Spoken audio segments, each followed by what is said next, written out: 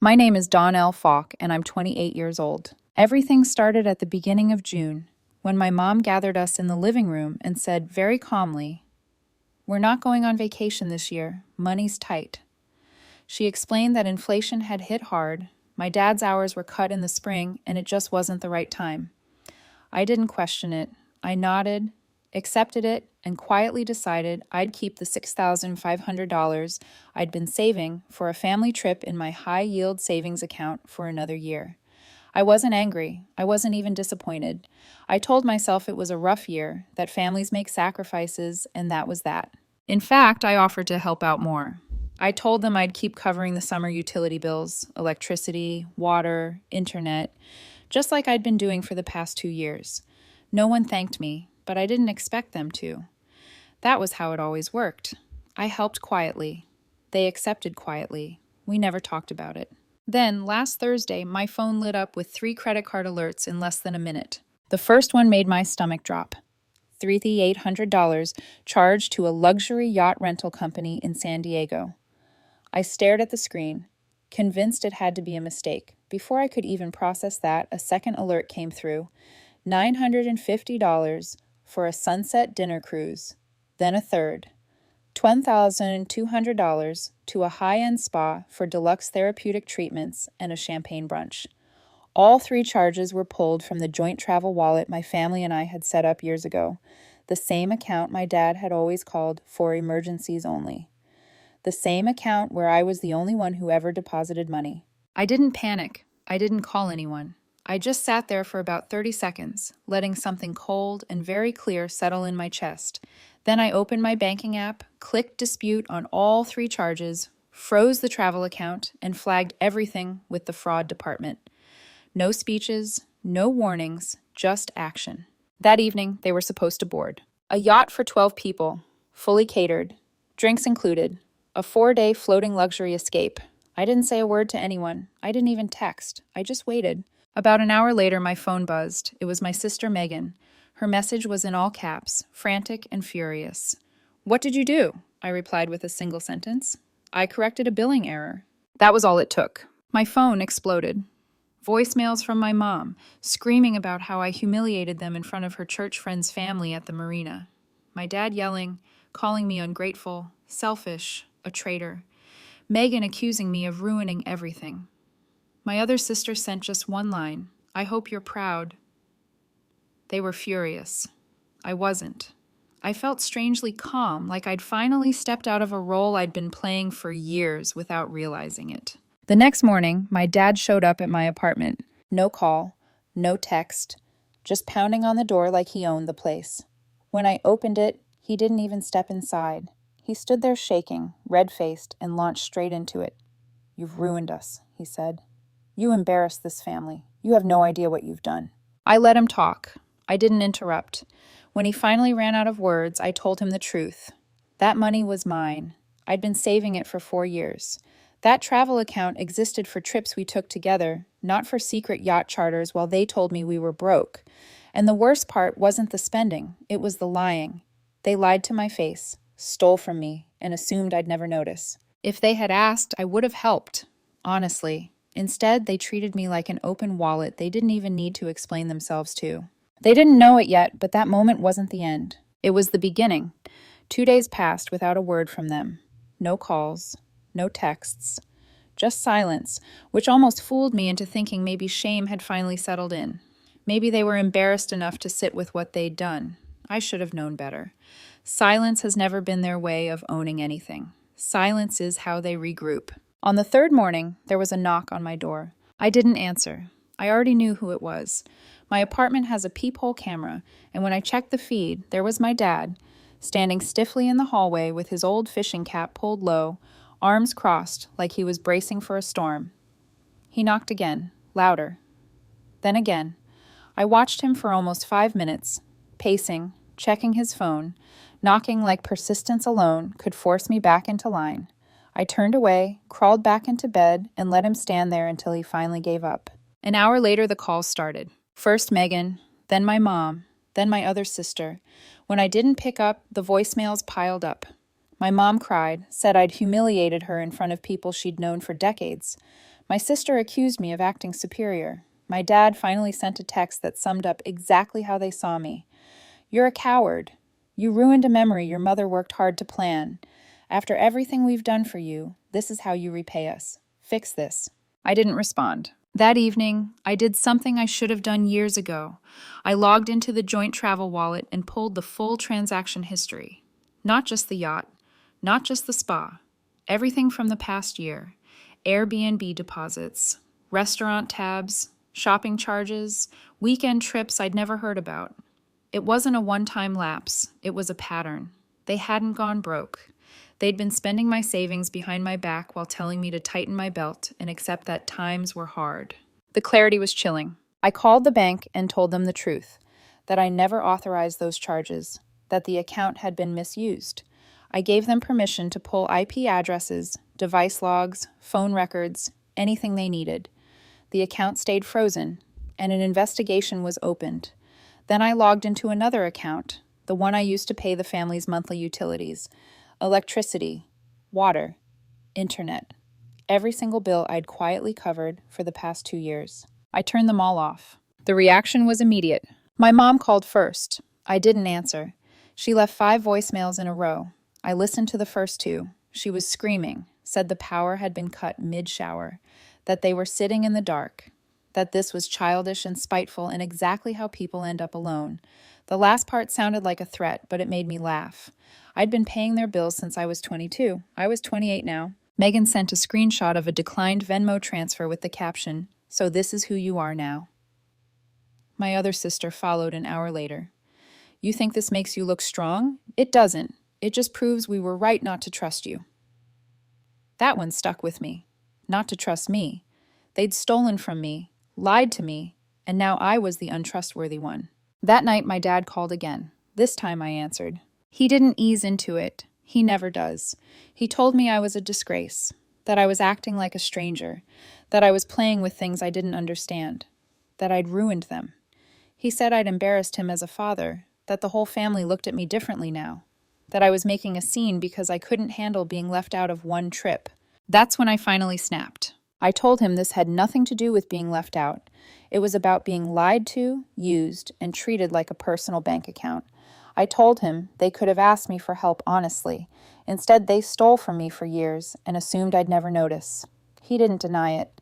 He just said very quietly, "You'll regret doing this to us." I answered just as calmly, "No, you'll regret doing this to me because it's never happening again." I hung up. I shut off my phone, and for the first time in a very long time, I went to sleep without guilt sitting on my chest. But deep down, I knew this wasn't over. They always explode first, then they plan. I woke up the next morning with that quiet, buzzing awareness that comes after a line has been crossed for good. Not panic, not regret, just certainty, the kind that settles in your bones and tells you there's no going back to how things were. I made coffee, sat at my kitchen table, and started doing what I should have done a long time ago. I followed the money. I printed out every transaction tied to the joint travel wallet, not just the yacht, not just the spa, everything. I laid the pages out across my table like evidence in a courtroom. Airbnb deposits in cities I'd never visited, restaurant tabs from weekends they'd told me they were staying home to save, boutique purchases, ride shares. It added up fast, tens of thousands over the years, all siphoned quietly from an account I funded alone. They hadn't been struggling. They'd been comfortable. They just preferred that comfort come from me. Once you see something clearly, you can't unsee it. All those little moments suddenly made sense. The casual way my mom accepted my help with bills, the lack of surprise when I offered to cover utilities, the confidence with which they told me we were broke. They weren't lying out of desperation. They were lying because it worked. By noon, the calls from extended families started. An aunt I hadn't spoken to in years called to ask why I'd canceled a vacation my parents had been planning for months. A cousin texted to say my mom was devastated and not eating. Someone else suggested I should be the bigger person. Every message carried the same assumption, that I was the problem, that I'd overreacted, that I owed them repair work. None of them asked what actually happened. None of them asked if I was okay. That afternoon, Megan took things public. A friend sent me a screenshot because I wasn't even following her anymore. It was an Instagram post of her standing in front of a gas station, captioned, "This is what happens when family betrays you." Maddie commented underneath, "It's always the quiet ones who stab you in the back." The comments were full of sympathy, people offering help, people asking what I'd done. I didn't respond. I didn't defend myself. I just watched them rewrite the story in real time. Then something stranger happened. I got an email from my apartment leasing office asking me to verify a request for income and employment records. According to them, someone had called pretending to be me, saying they needed documentation for tax purposes. The office flagged it because the caller couldn't answer basic security questions. I felt a chill crawl up my spine. This wasn't guilt tripping anymore. This was escalation. I called my bank again and expanded the fraud report to include possible identity theft. I changed every password, locked my credit, set alerts on everything. Then I started documenting screenshots, dates, times, names. If they were going to keep pushing, I was going to be ready. That evening, my dad left another voicemail. His tone was different this time, quieter, more controlled. "I don't know who you think you are now, but we're not going to let you destroy this family." The irony almost made me laugh. They'd stolen from me, lied to me, slandered me, and tried to access my private records. And I was the one destroying the family. I decided to meet them once, not to make peace, not to apologize, just to see how far into their own version of reality they'd gone. We met at a diner halfway between our homes, neutral territory. My dad was already there, sitting rigidly in a booth. Megan and Maddie were with him. My mom arrived last, like she was walking into a courtroom. They started softly, said they were worried, said they just wanted to talk. Then Megan leaned forward and said, "We all make mistakes, Dawn. You could have handled this differently." I asked her, "What mistake did I make?" No one answered. My mom finally said I didn't need to cut off everything, that it was cruel. I told them I was done being the family's ATM. That the line was crossed the moment they used my money and lied about it. That this wasn't about the yacht. It was about years of taking and never once asking if I was okay. That's when my dad dropped the act. He said I was acting like a king, punishing peasants. That I'd become arrogant. That I wasn't raised to be like this. I looked him in the eye and said, "You're right. I wasn't raised. I was used." He stood up and walked out. Megan followed. Maddie glared at me like she'd memorized my face for later. My mom stayed behind for a moment longer and said, "This family isn't going to forget this." I replied, "Good. Maybe now you'll remember what you did." Then she left too. After that meeting, things went quiet again. Not calm. Quiet like a held breath. I knew they were planning something. They always did. Boundaries were puzzles to them, not rules. And sure enough, the next wave came faster than I expected. It started with a letter in my mailbox. No stamp, no return address, just my name in my dad's handwriting. Inside was a printed document titled Notice of Family Obligation. I laughed out loud when I saw it. He tried to make it look official. It claimed I owed the family $23,000 for years of unpaid support, listing groceries, utilities from when I was a teenager, even Wi-Fi access from over a decade ago. At the bottom, 2 words were typed in bold. Make it right. I threw it away and blocked his number again. The next day, Megan tried to get into my building, telling security she was checking on me because I was having mental health issues. Security escorted her out when she refused to leave.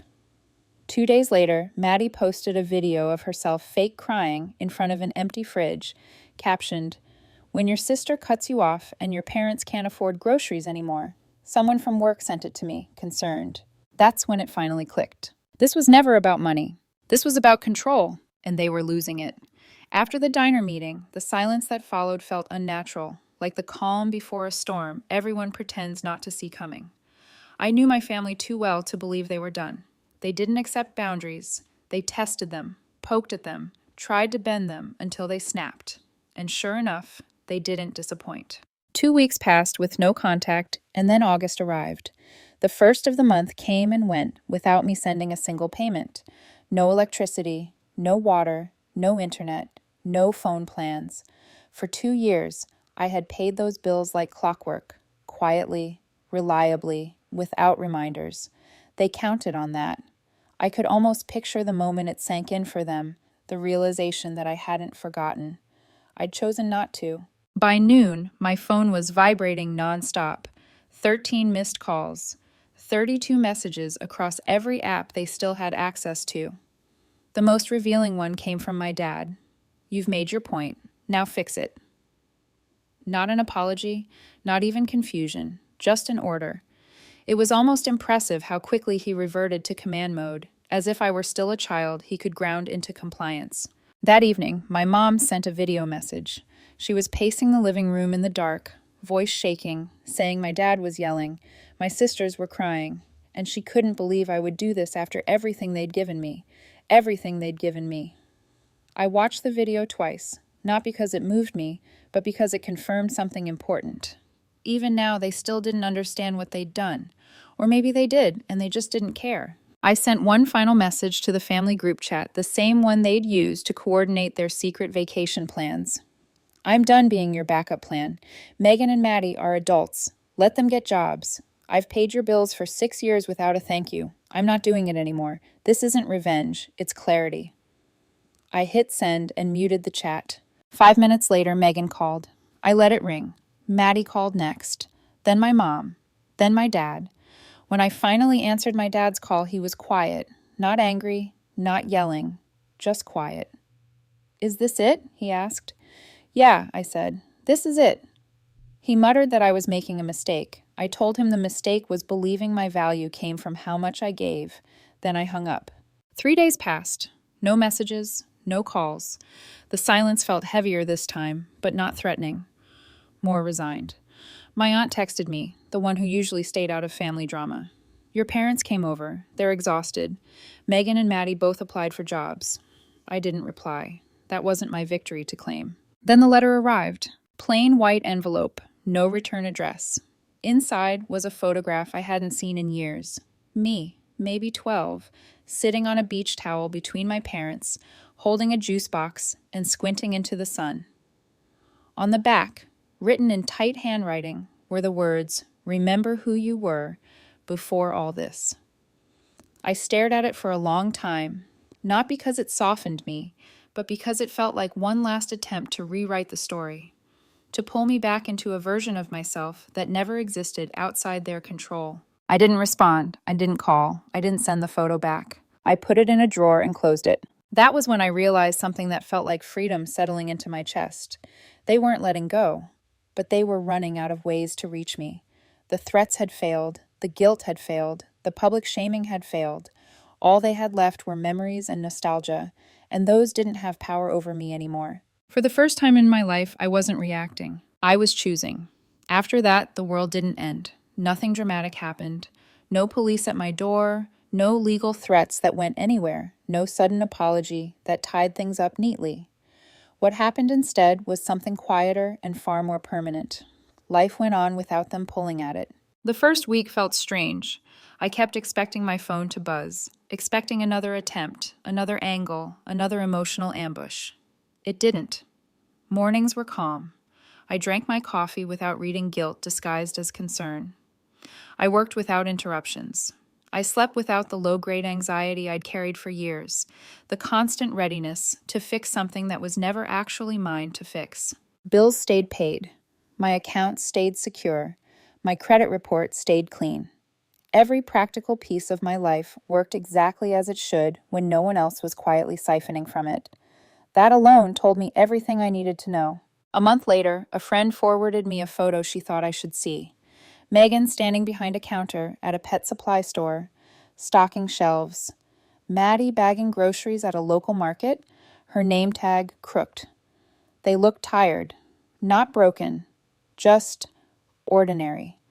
For the first time, they were living the reality I'd been carrying for years. I didn't feel smug. I didn't feel vindicated. I felt neutral, and that surprised me more than anything else. My parents stayed quiet. No calls, no texts, no cryptic messages. When people asked me how my family was doing, I answered honestly but briefly, "We're not in contact." I didn't explain. I didn't justify it. I learned that silence, when chosen, can be more powerful than any argument. The strangest part was how quickly my sense of self shifted once I stopped being needed. For years, my role had been clear. I was the fixer. The backup. The reliable one. The one who smoothed things over and made sure everyone landed softly, even if I didn't. Without that role, I had space. Space to think. Space to want things without calculating who would benefit or be disappointed. I started planning trips again, not family trips, just mine. I redecorated my apartment, replaced things I'd been meaning to replace but always put off, because someone else might need that money.